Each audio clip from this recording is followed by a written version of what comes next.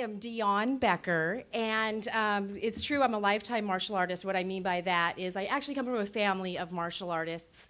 I was born in Michigan, and I moved to San Diego, California when I was about 4. Started school next to the border in a place called Chula Vista, which is a little bit different than the neighborhood I live in today. And back in the 80s, it was even more different than it is today. And what I mean by that, I was the only little girl who was blonde, fair, blue-eyed, and little, scrawny girl who really, you know, I was trying to make friends, but I was getting, you know, bullied. But we didn't call it bullying back then. There were different terms for it. I was basically just getting, you know, beat up. And the truth of the matter is I had some skills, but I was being you know, followed by, you know, 5 girls at a time. My mother actually did witness me defend myself against 5 people at once. And at that point in time, it was, things needed to change. I had one bully who actually, I was telling the panel, used to give me a head start. We'd get off the bus and she'd say, okay, start running. And she'd catch me and, you know, smack me down and tell me to bring my mother's makeup or jewelry from her stuff, and she wouldn't beat me up the next day as badly. But the truth of the matter is, one day I said to my mom, I'm not going to school. I'm not going. And she talked to me about it. Well, why? You know, if you get into a fight, you get into a fight. It's not the end of the world. Just make sure you don't start it. Just make sure you defend yourself. You know, these things happen. So really, I'm not going to go. My mother said, this is just not an option. You have to go, and you have to defend yourself. I have to defend myself. What does that mean? She had a philosophy, and that was I didn't have a choice in defending myself. I went to a public school at the time, and people were going to pick on me, and people were going to threaten me physically, and I needed to stand up to myself, stand up to them with my words, and if it came down to it, with physical defense as well. So she taught me even more moves, and she taught me to use my words. And ultimately, something really amazing happened. I defended myself with my words, and I said to the bully, I'm not afraid to fight. Let's go. Let's fight. And the bully, this girl picking on me, said, what? She didn't want to fight. She didn't want to physically go at it with me. She was afraid. Of course she's afraid of fighting, because she wanted to pick on me.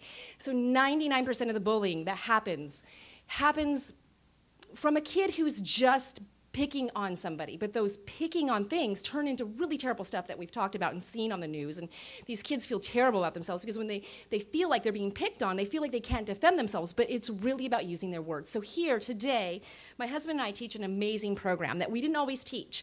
We actually fell into it. We started teaching karate, a traditional karate in 2001 in La Jolla. It was Tang Soo Do, where kids stand in a straight line, they bow, they say yes sir, they practice their kicks and their punches. Awesome stuff, really cool. In 2008, Torian Gracie started certifying martial artists like ourselves to teach Gracie Jiu-Jitsu. When we started teaching the program, we didn't see that we would completely change our business model and our philosophy as parents and people.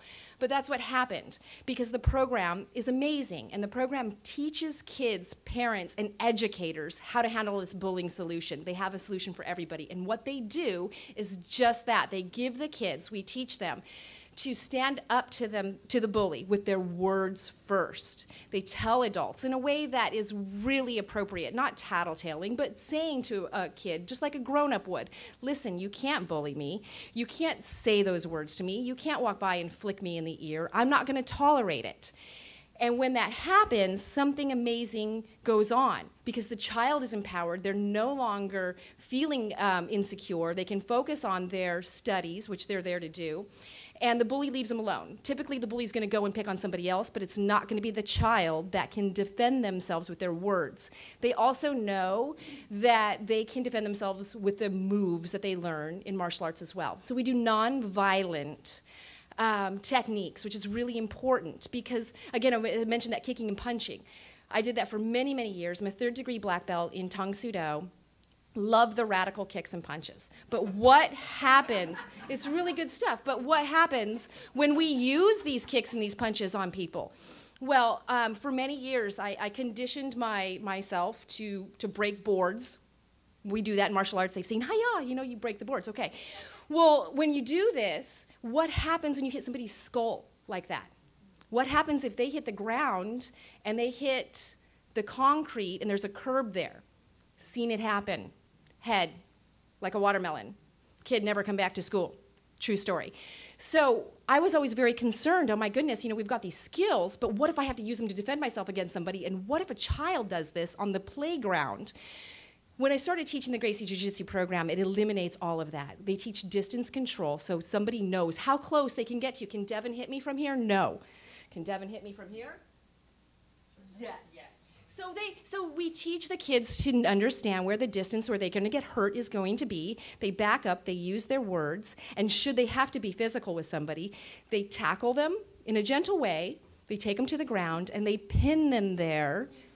And they say, really, we practice this gently all the time. When we practice these moves, we say, practice this like you're trying this with your grandmother, because you don't want to hurt anybody. So when they do this, they pin them to the ground and they negotiate from there. And when you see children learn this, it's an incredible thing. They've got the child pinned and they say, you can't continue to bully me. I'm going to let you up, but first will you promise to be my friend? And the bully is pinned to the ground, trying as hard as they can to get up. But there's a technique to hold them down.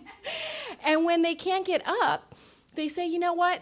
This isn't worth it. Yeah, I'll be your friend. And they get up and there's a peaceful departure, and it really does work. And the kids who are picking on that person, they go and they pick on somebody else. And hopefully they will have learned some nobility from what happened from the child defending themselves as well. And we see that happen all the time. I actually, over the decade in teaching, have seen parents come and say, you know what, my child is the bully.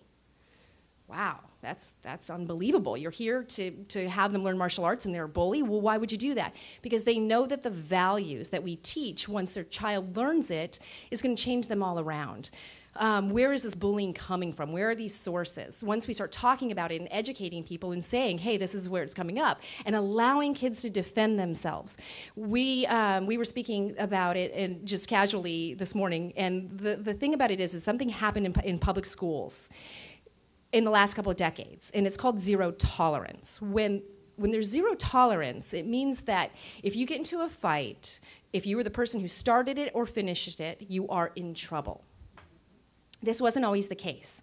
When we were really little kids, the principal pulled us apart and said, who started this? How did this happen? And the person who started it and was picking on the other person was typically the one who got in trouble. But today, if you are caught fighting at all, you're busted. So the kids I have seen are terrified to even defend themselves verbally because they don't want to get in trouble. They just don't want to get expelled. They don't want to get suspended. They don't want to be that kid.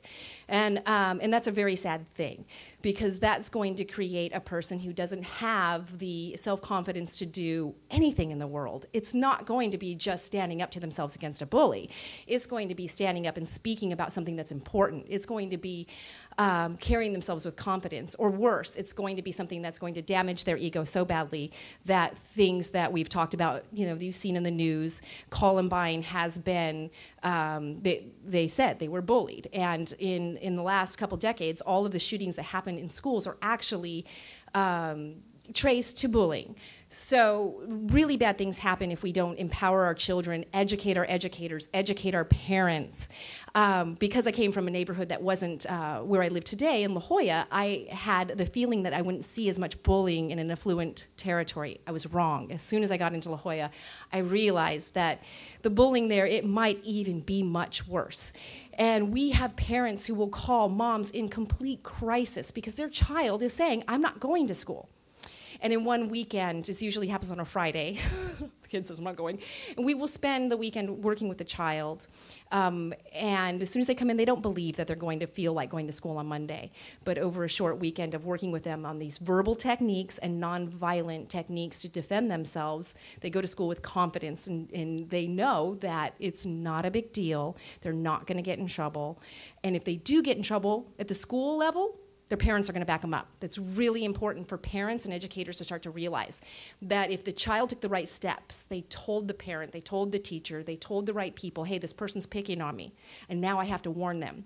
And so at our academy, you actually see the kids practicing this part of it verbally. It looks like an acting class sometimes, where the children will act out the role. One child will be the bully, the other child will be the one that needs to defend themselves, and the bully will be a really good bad guy for the child, and they'll say some things. We practice with Cantaloupe Head because we don't think it's okay to call people stupid, but they would say, hey, Cantaloupe Head, I want your lunch money today. And the other child practices, because if they don't practice getting the words out, they might not come out right. They might come out kind of weak, and the bully will just be looking at them going, what? Or they might come out kind of too strong and too crazy, and then the bully's thinking, oh, wow, they're just out of control. So we teach them to practice it like an adult would say it. I'm not going to tolerate this from you. Go pick on somebody else. And then they say the magic words, the ones that my mom taught me, coincidentally, and it's, are you challenging me to a fight? 99% of the bullies do not want to fight. And so they're going to say, no, I don't want to fight. But the child who is asking them, are you challenging me to a fight, has a specific set of things that they're going to do in their mind if they say yes, which is very rare.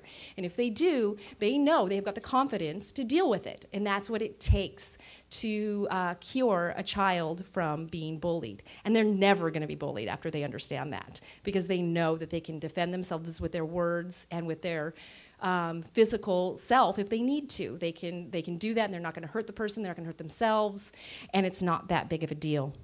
It just means they've got confidence, and they're going to move on, and they're going to teach other people by leading in this example to do the same thing. So our mission in our school in La Jolla is to get into all the schools that we can. My husband teaches right now in 2 private schools, and not yet is there a school in San Diego that has adopted it into their system. However, in the country, with the Gracies, 50 schools in our country have adopted this in their public school system, and it's taught to the educators, the parents, and the students, and they're rewarded with those wonderful bracelets and with their knowledge as they go through it, and by being leaders in their community. So it really does work. Schools are catching on to it. The Gracies have been doing this for 85 years. They really have a strong hold on it, and obviously when it's backed up by people like Oprah, you understand that it's really got the depths that it needs. And so we can't be happier to be teaching Gracie Jiu-Jitsu today to the youth. And I hope to see it spread and continue. It's in 196 countries today. Our academy in La Jolla happens to be home to more color-belted children than any other certified training center, except for the Gracies in Torrance, California. But we are very proud to say that. Thank you.